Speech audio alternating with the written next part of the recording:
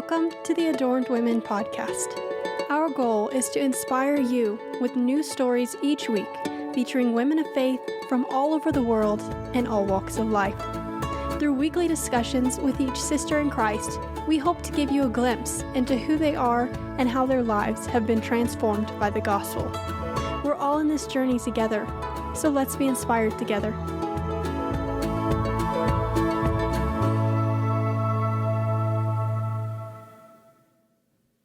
Hello, Adorned Women. Welcome back to the Adorned Women podcast. I'm your host, Alicia, and this week I get to introduce you to Rachel Witt. Rachel is a missionary in Mexico, where she has been for many years now, and she works with an indigenous people, the Tepuan people. She also lives near the city of Durango. And so with Rachel's story, first of all, it was just a delight to listen to, but there were also three big things that I took away from it. The first was that Rachel didn't let her emotions disqualify her from being used by God. And that sounds maybe silly to say because of course they don't disqualify you from being used by God, but she talks about things that could really make you want to give up and quit. Things like crying and things like anxiety, things that when faced with what she felt like God was calling to could have very easily made her think, okay, I don't measure up. I'm not good at this. I just need to quit. But she didn't. She didn't, and God was able to use her powerfully beyond those emotions when she submitted them to Him. The second thing that stuck out to me was that where Rachel went when she was sent by God and entrusted with a task by God, value was instilled in a group of people that previously had not experienced a lot of value. They had not felt a lot of worth in themselves. And I think that is so powerful. Where she went, relationships formed and worth was instilled. And that's so powerful. The third thing that stuck out to me from today's conversation was that there is such simplicity in our relationship with Christ. Then when that is the heart of our religion, when that is the heart of following Christ, is that relationship, there's simplicity in that. Rachel talked about every day she just asks, God, what do you have for me today? And I don't know about you, but for me, that really stirred something in my heart of like, I've been making this too complicated. I just longed to go back to that question of, okay, God, what do you have for me today? Just hands open. What do you have for me? I'll let Rachel tell her whole story, and you'll hear each of those things in there, as well as maybe something else that sticks out for you. But as you listen, as always, I hope that you're inspired to draw closer to God and draw closer to those around you, because as always, that is the desire of our heart. All right, that's all I've got. Enjoy today's conversation. Hi, Rachel. Welcome to the Adorned Women podcast. I'm so glad you could join me today. Hi, good to be here. I would like to start, as usual, just jumping into a little bit of the context of where you're at and how you spend your time. Could you share that with us? Sure. So I'm in Durango, Mexico. So I'm in the city of Durango, but I live outside the city, about 30 minutes. And we live in a ranch town. So it's me and my husband and our 4 kids. And so I kind of have the best of both worlds. I can go 30 minutes into the city and I can actually buy like a Starbucks coffee. But on my day-to-day life, to get out of my driveway might be running into cows. Like that's my traffic jam for the day, or seeing people ride by on horses. So you're seeing horses and cars and maybe some ATVs, and then go to the grocery store and you've got fresh beans that you just buy for the morning for your breakfast and fresh tortillas that someone just made. And everyone buys everything per day. So like if you go into the little grocery store and ask for diapers, they'll ask you like how many. So they don't give you like a package, they give you like 2 diapers or, whatever you need for the day. So that's kind of like the context of where we live. It's a ranch town, so people have animals. We have cows and we have sheep. So my kids are homeschooled, and so I'm their teacher. So that's kind of like full-time job right there. But I'm also really involved in the ministry and everything that we do in the ministry. And so that's kind of our life. We're not cowboys, but at the same time, like we do wear our boots and our cowboy hats, like the people around, when the like what we're doing permits for it and stuff like that. So I just kind of live wherever I'm at, I kind of adapt myself to those things. So I can be, with friends having breakfast and drinking coffee and maybe going shopping. And then the next day I can be going up to the mountains where we work with indigenous tribes and like no cell phone, no water, no showers, no toilet. And I'm good up there too. So I just kind of adapt myself, to where I'm at. So that's kind of the context of what my life is like and where I'm living right now.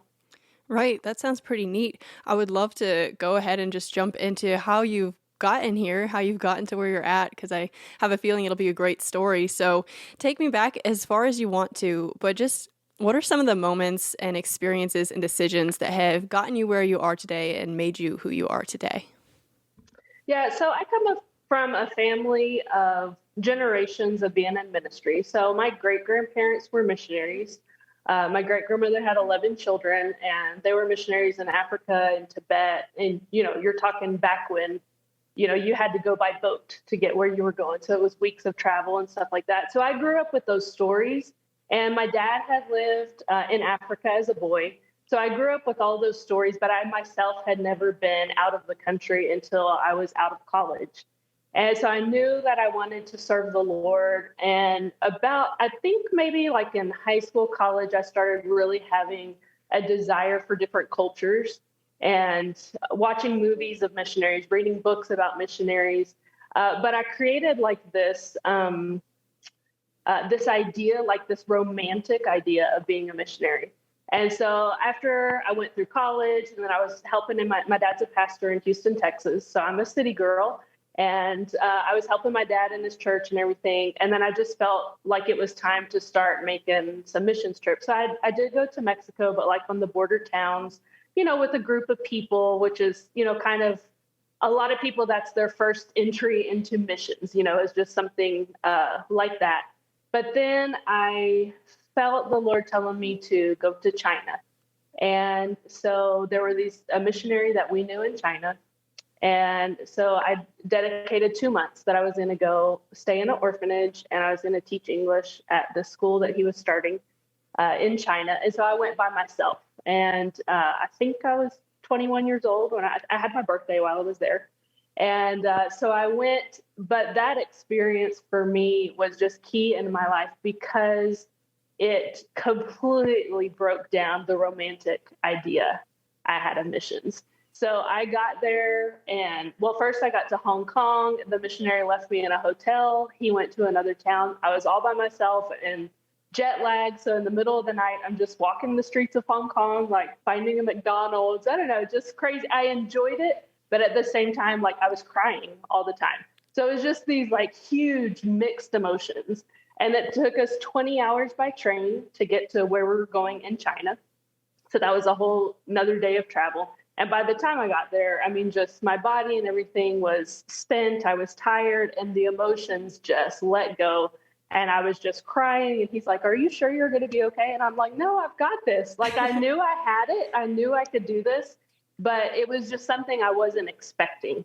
And so that's actually been a big part of just the journey for me, is just realizing like, okay, I like things to go as planned, and to realize things don't go as planned, and that's okay.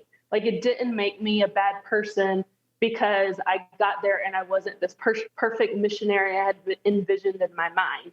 So I was able to cry and miss my family and have like these emotional crisis, I guess you could say, and then be like, but I'm okay. Like I'm actually doing this and I love what I'm doing, but it's hard and it's okay because I know that God's brought me there.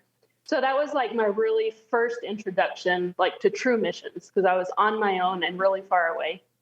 But I didn't feel like that's where God had me, like to be for full time or anything like that. So I went back to Houston, just working in a church, just doing normal everyday stuff.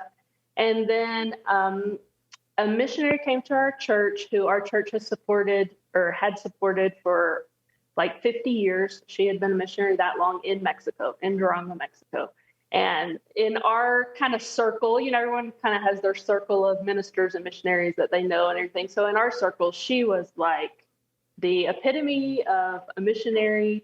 She had gone to Mexico when she was young, and her and her husband had 3 boys. And when he was 21 years old, he was flying his plane, and the Mexicans shot him down, and he was killed.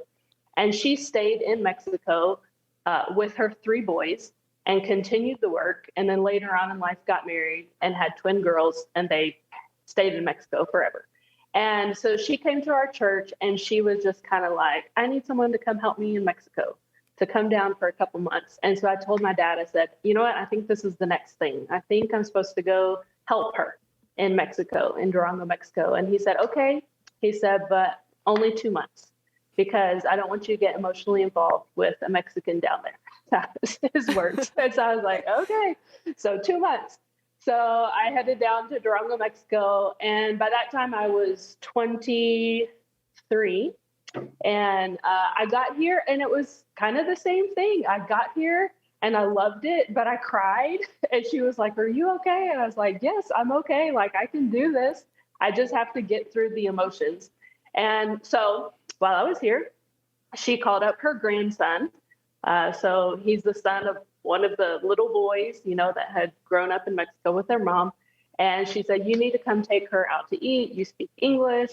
She doesn't speak Spanish, and she just needs to get out of the country, and you need to take her to town.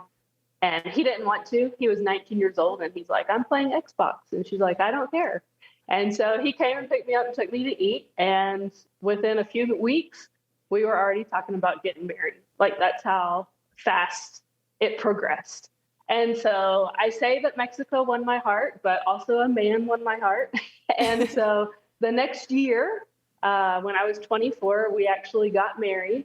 And like 3 days after we got married, I moved to Mexico full time. Before we did get married, so one of the things about our fast courtship and everything is that both of us were very serious about we wanted to do the will of God. And so he was born and raised in Mexico. His mom was Mexican. His dad was American. But he, really just connects with Mexican culture. His first language is Spanish, so it's just a little bit different. But he was just he wanted to make sure that this was going to be God. So before we even decided that we were going to date, it was serious questions. And so he said, now I work up in the mountains with the indigenous tribes, and it's hard. Like, it's hard to go up there. It's a, hard life. And so before we decide anything, you have to go, because I have to make sure you can take it. He said, because if you can't take it, I'm sorry, but like, this isn't going to work. And instead of that, like, making me like pull back, I was like, man, this guy is serious. This is what I want. And so I did. I took a trip up to the mountains, my first time riding in a small 4-passenger plane.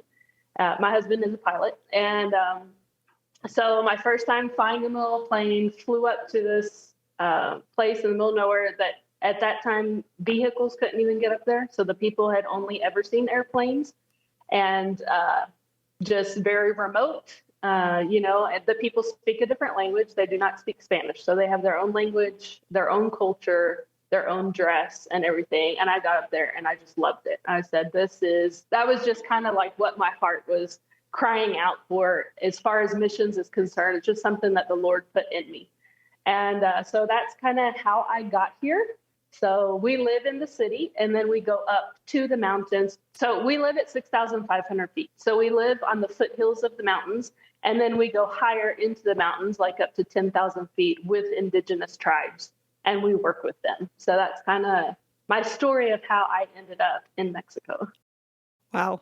You know what I love about that story is the big role that your emotions played in it, and not even like, they didn't dictate what you did, but the fact that you had them. I mean, don't we all just have emotions? We all have and them. I liked what you said about, wanting things to go according to plan, but they didn't. And it wasn't that the outside circumstances didn't go to plan. It was that you yourself were not like behaving the way you'd envisioned that you would. But you were like, you know what, that's okay. And God can still take that and use that. Because I think, for me, that really resonates with me. But I've always thought about, things didn't go according to plan externally, but even I definitely have had that too, where I'm like, okay, well, Yes. I'm not measuring up to where I thought I would, but God can still use that. Yes. And I love that he took you and just guided you step by step. And, there was a fire in your heart that he put there that refused to go out until you found what filled you with joy, that experience with the indigenous people in the mountains. So that, Yes. yeah, what a cool story. So take me from there. How did your ministry sort of begin? What did you find yourself doing with those people?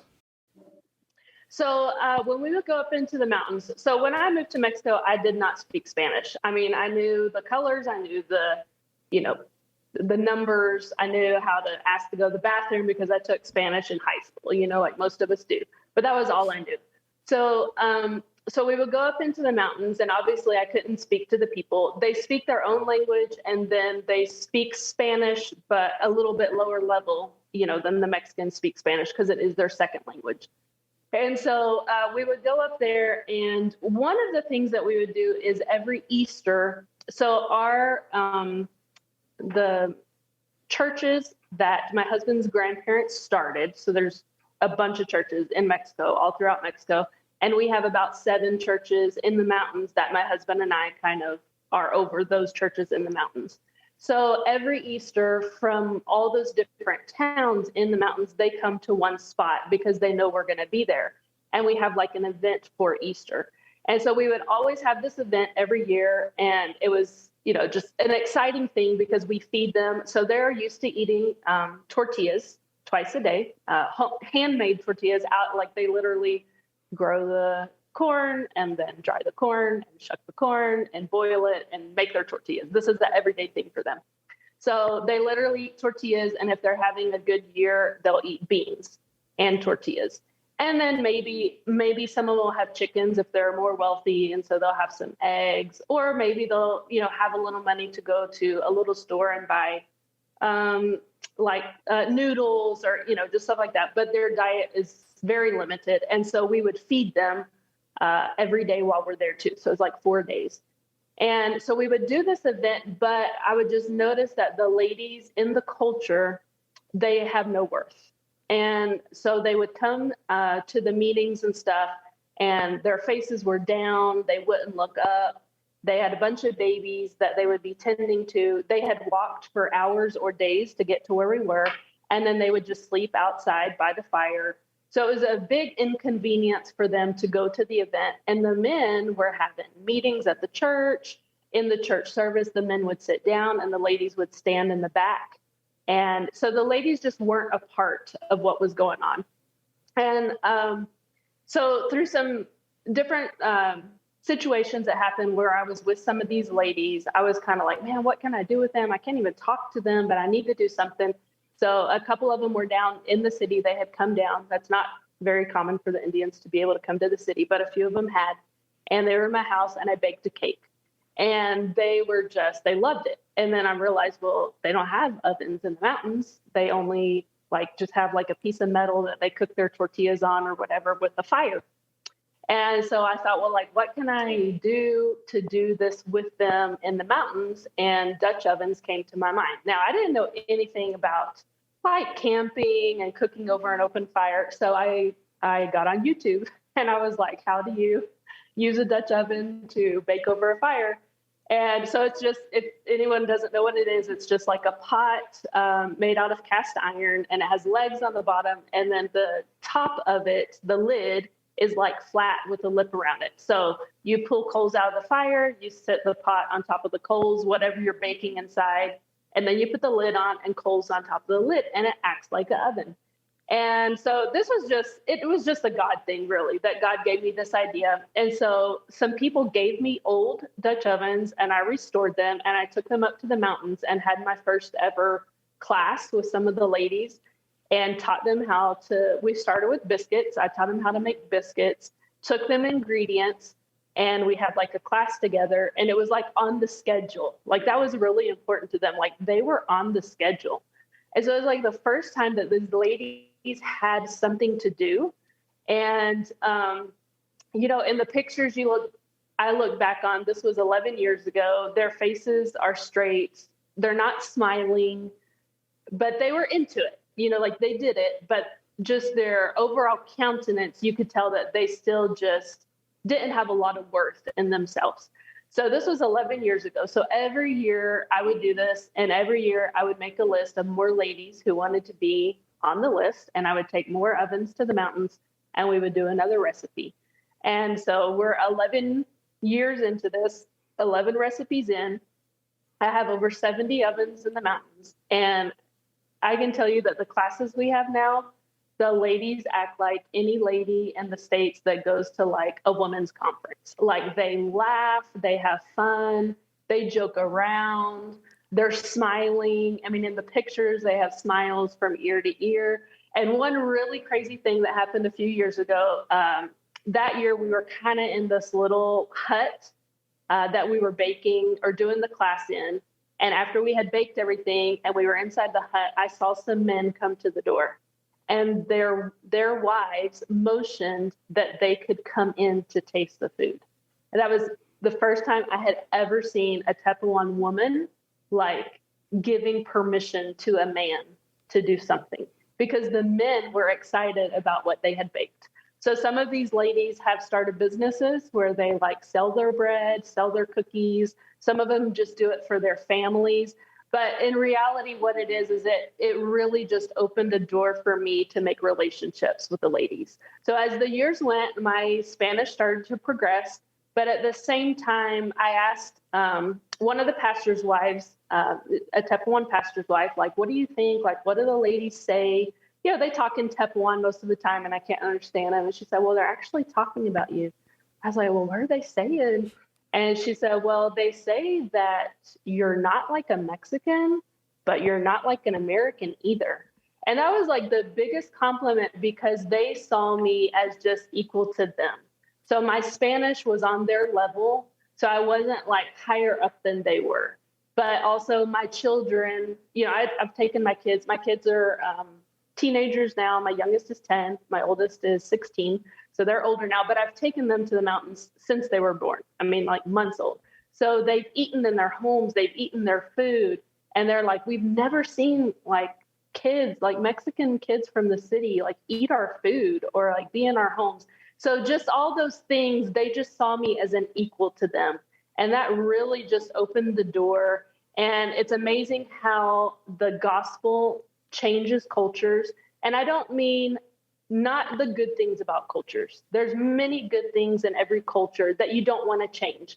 But there are things that are against what God has established, and that you don't have to teach them to change those things, but the gospel itself begins to change. And so now when we go to church service, they still kind of sit separate, but the women sit down. They have their place to sit. And when we're praying for people, they come to the altar and they get healed. Like they have found their place. And you see now like the men who are Christians, that their children will come up and actually like sit on their lap. And before, you would never see any interaction, like a physical contact or anything between a child and a parent. Well, maybe with the mom, but still it wasn't like an affectionate touch. And so it's just amazing to see how the gospel and just people being open to say, hey, you have a place and God has something for you and you're just like me, just really opens the door for a culture to just completely be different than what it was before. Yeah, So. what a powerful ministry that is. That sounds both so sweet and also just so incredible that what you were able to do through this just small, I mean, I'm sure it was kind of a small idea at first, just grew and created such a sense of worth in these women. I just love everything about it. So I'm curious to hear throughout that, were the majority of these women part of the churches, or were all of them part of the churches, or were there any outside the churches that came to those classes? Yeah, so some of them were from the churches, and then some of them were just from the town. So like in the first year, it was all from the church. And then from there, it would just be different women from the town that saw what they were doing and wanted to be a part of it. And I've actually had my mother-in-law actually has girls from the mountains stay with her in the city and go to school. And so some of those girls have told me that when they go back home and they're in the mountains, that they've had women come up to them and say, do you know where I can find the white girl that has the ovens? And so she'll say, yeah, she'll be in this town, during these dates, during Easter. And so they know where to look for me so that they can be a part of what we're doing. That's so sweet. Yeah, having that ministry and that ability to form relationships is so powerful. I think that's it can sometimes be overlooked, that you need to form relationships with people. I mean, Yes. sometimes it's just what someone needs to hear. They just need to hear the gospel and they're ready for it. But so many times there needs to be that relationship there, and what you have is so special and such a unique way to reach these women. I love it. Now, I'm curious about your personal relationship with God, because I've heard now this story of your ministry developing, you call it this idea God thing. For you personally, what has your relationship with God looked like throughout all of these years? How do you connect with God? How have you related with God? How have you kept that relationship kind of alive and thriving? So I'm kind of a person that my relationship with God is like just constant throughout the day. So my kids are older now, so I do have time now in the morning to like wake up and read my Bible and things like that. But especially when they were younger, I mean, I had four within 6 years, and my first one came. I was pregnant 6 weeks after I got married, so it was really fast that I had a bunch of kids and little kids. And so when you're doing that and they're at home with you all the time, you just have to make time. And for me, instead of setting out like an hour of my day or this or that, now they went to bed at a certain time, and that gave me time to myself. That has been like my key to how do you get through so many kids that are young, is make sure that they have a bedtime, because that's how I survived. But for me, it was just throughout the day, everything I'm doing, I just kind of stay in communication with the Lord. And I do pray in the Spirit a lot. That is something that's been key in my life. So the emotions, not only has it been emotions, but it has also been like anxiety. That's something that I've had to battle with, especially this last year. Actually, I went through a really strong crisis of anxiety. And so it's just been really important to me that no matter what I'm doing, I'm saying, God, what is it you want me to do today? So maybe today he wants me to rest, and he wants my body to recover from what I'm doing. And I've had to learn that. I've had to learn that it's not about doing. It's literally about listening to what God wants. Maybe for that day, he wants me to go have coffee with a woman who needs to talk about things. And there comes the relationships again. Like, that's just so important to me in my life. And so for me, that's kind of my relationship with the Lord. I do, scripture obviously is there. And I like having a set thing. Like this year, I'm reading through the Bible, but I'm reading through it as a historical book instead of saying, how does what I just read today, how does that relate to me? I'm just reading it for its story. And it's just amazing how God is speaking to me through doing it that way, just something different. And so for me, it's just everything that I do. It's like, Lord, what is it you want me to do? Speak to me, impress upon me if I need to take time with one of my kids a little bit more, or, is it someone in the church that needs some attention? Is it my husband? Do I need to pay more attention to my husband? Or is it something that I need between me and you, God? Like, is there something, with my anxiety that was key in making it a point to say, I'm not going to let the emotions control me. They're there. I know they're there. They're real. I'm not being crazy and just being like, no, I don't have emotions. No, like I have emotions, but God gave them to me so he can teach me how to control those, like how to have control over my body and how to have control over my mind and make my mind line up with what he's telling me and not the fears that I have or the worries I have that are day to day. And so just taking those throughout the day when I have a thought or a worry and just stopping and say, hey, wait a minute. Lord, what is it that you say? What is it that you want? Because I know he's walking along with me. So that's the thing, is like, one of the things that's been key for me is when I have a relationship with God, it doesn't mean that my life's going to be perfect. It doesn't mean all of a sudden everything is beautiful. It means that I have someone I'm walking this life through with. I'm not alone. Like, he's there with me in every step. And so my relationship, I mean, that's my lifeline. Like without it, I don't know how people survive literally without that relationship with God. Right, right. You mentioned at the beginning of kind of your journey into missions how the the emotions kind of took you maybe off guard a little bit. Like, okay, I'm not, this isn't suddenly the idealistic thing I had thought up. Have you found that you grew in your confidence in a role, a missions role, even though you just talked about how the emotions are still there, you still struggle with Mm-hmm. that. It's not perfect even with God, but that relationship with God keeps you going. Have you found that you've grown into your role and you have more confidence in that and more confidence in how God can use you, or would you say that it's still just it's just every day you have to remind yourself like, okay, God can still use me? So for me, I definitely grown. So when I look back on how I got here and the things that I went through when I was first a missionary and the emotions I had and the years I had of feeling lonely, I didn't speak the language. So I was lacking relationships with people around here and be able to talk deep conversations. It's hard for me to remember that sometimes because I'm now at a place where this is home. Like my friends here are my family. Like the leaders that we train, like they're my family. And so I have found my place here and I'm comfortable here and I thrive here. But I have seen that it's still always a work as well. So in the mountains, that was something that I never struggled with really. I thrived when I was in the mountains. And this last year, the crazy thing is when I had that kind of like anxiety attack I had never experienced before, it was when we were going on our trip to the mountains at Easter. And so that was the first time that I was like, I'm good at this. And all of a sudden, like, I can't do this. And the Lord gave me different scriptures, but one of them was about him upholding you with his righteous right hand.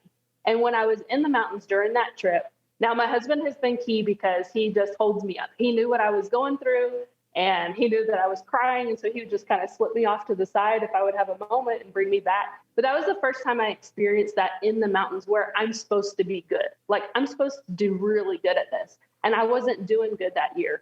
And, but I really just every day said, Lord, just carry me through today. And I don't feel like I was the best on that trip. Like, I don't feel like I did the best with relationships. I don't feel like I did the best in teaching the Dutch ovens. I don't feel like it was my best year, but God took me through it and he did things. My son got baptized in the mountains with the other indigenous people. I mean, he got baptized next to a man who had been a witch doctor for years. And so like, I see, like, it was just God showing me like, I've got your family under control. I'm taking care of your kids. I'm taking care of the journey. Like, it's okay. It's okay that you're not doing good right now. I got you. Just lean on me. And that was just my key. I had to lean on him. And it didn't mean that the anxiety completely went away or the fears completely went away, but I was able to just lean on him and say, I'm going to make it through this and it's okay. Like this is where he's taking me through right now. So although I've seen myself grow in the areas I struggled with before, they're always like the head rears up again and like in a different area. And I have to take it to God and say, okay, God, I can't do this on my own. It's not about me. It's about you and what you're teaching me and how I'm able to convey that to others and be a blessing and a ministry to other people, even though I might be going through something myself.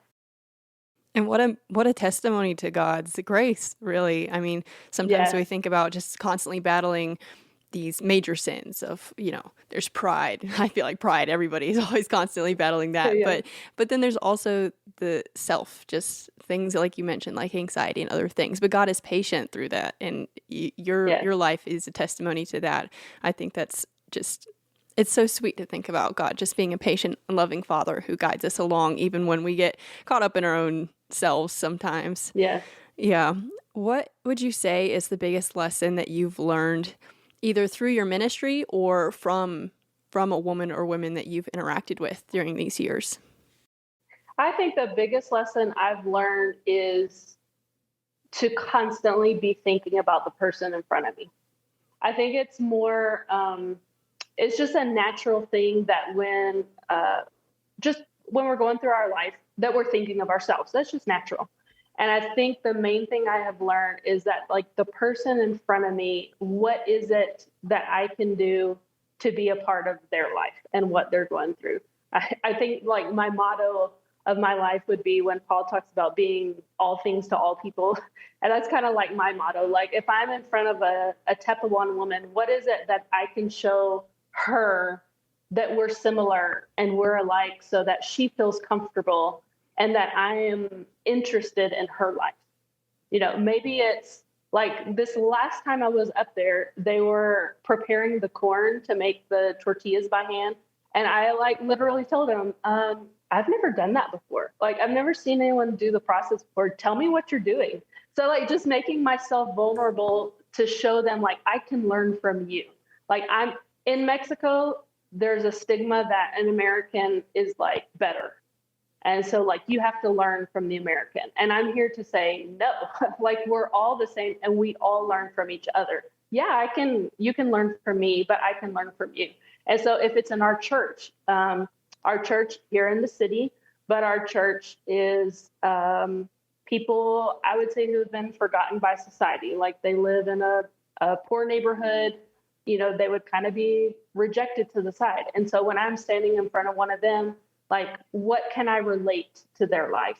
Or if it's someone in the city who's educated and I'm sitting in front of them, like, how can I relate to what they're going through and their life to feel like they are important, they are special, and God has something for them?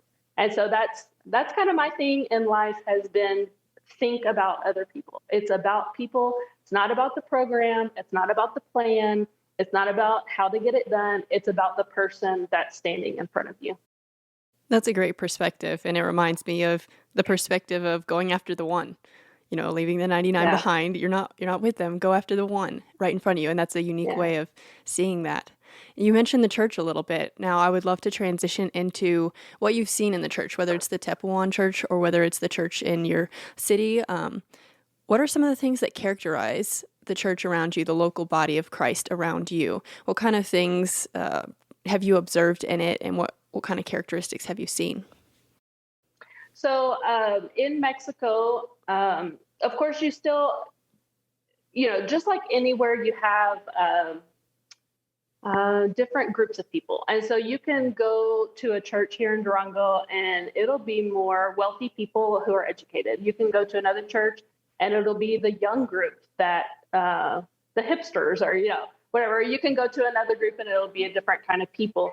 But one thing that is really noticeable in Mexico is the Catholic background. So it's religion. So when people come to church, usually they're thinking of religion. So the Christian church has really converted into a religion instead of a relationship. So that's what I've seen most is just people coming in looking for the pastor to be the priest, you know, looking for the pastor to be the one who prays for their friend who is sick, instead of them being the one to pray for the friend who is sick. Or like if they bring someone to church, they want to pass them off to the pastor for the pastor to disciple them. And so we want to teach them like, hey, you can disciple someone. So like we're all servants of God. And we may have a different place. You know, you may be a pastor, you may be a leader in your church, but you could be working on the ranch, or you could be working in the university, and you're a minister wherever you are. And so I think that's kind of no matter what church you go to in Mexico, you kind of have to battle that religion versus relationship. But I think when people realize that the Lord wants to have a relationship with them, it's something that breaks down a barrier, and it's something that they want to embrace. They may struggle with it. It may be something that they always kind of fall back to the religion or start to fall back, but it's more freeing, saying like, God wants to have a personal relationship with me. Like I can go to him. I don't have to go to someone else for them to tell me what God wants to speak to me. Like he can speak to me personally. And so that's kind of how the church is around here. So my husband and I, we are pastors. but we're kind of transitioning into handing our churches over to the leadership and us pastoring the leaders. And that's just like really where our heart is, because we love to sit down with people and just show them their potential and say, like, you've got this and God has a plan for you. So it's we're kind of at a transition point. Our children are teenagers now, and we're kind of at a transition point in our ministry too, of saying like, hey, we've got people under us who can do the job, like the day-to-day stuff, and we can just really just focus in on that relationship with them. That's such a good observation that you've made there, and that you are not just watching it happen, but actively working to, especially reinforce these beliefs, like priesthood of the believers, and just the power of the individual would have a relationship with God and to have a purpose, to have a God-given purpose that he can use them individually for his kingdom. I love that you've noticed that, and that you're also working to teach that and empower the leaders to teach that. I have so enjoyed listening to you share today. I've enjoyed listening to your story. As we wrap up here, I would just like to hear if you have any prayer requests for your country, for the people you work with, for your family, and then for yourself. Yeah, so just for the country and the people I work with is just back to that same point of having a relationship with God, just really not falling back on just the way that we've made church become, like it has to be a certain way, and just kind of breaking down those barriers and saying, Lord, like literally like day to day, what is it you want me to do? And so for them just to have a hunger for that relationship and not get caught up. Mexico is changing into being a little more like the States, where everything's about work, and where the culture really is about family and time. It's starting to gradually change into that work. And so I would just like to see Mexico be able to be themselves and just have that culture of relationship and use that for the kingdom and their relationship with God. And for my family, so just for my husband and my kids are, growing to where they're starting to think about what the future has for them. And so for them to be sensitive to what it is that the Lord is telling them to do. And you could pray for my mom. So my mom is battling cancer right now, and in just the last couple months. And so you could pray for my family and for my mom for that too. Anything for yourself? And for me, So for me, I think would just be just to be able to find peace and rest in God, just to rest in God. Thank you for listening to the Adorned Women podcast. If you enjoyed what you heard here, then follow us on our Instagram for even more great content all week long. Our handle is @adornedwomen. You can also visit our website at www.adornedwomen.com. And of course, join us again next week as we connect with another sister in Christ and learn so much from her life of faith. Have a great week, and we'll see you next time.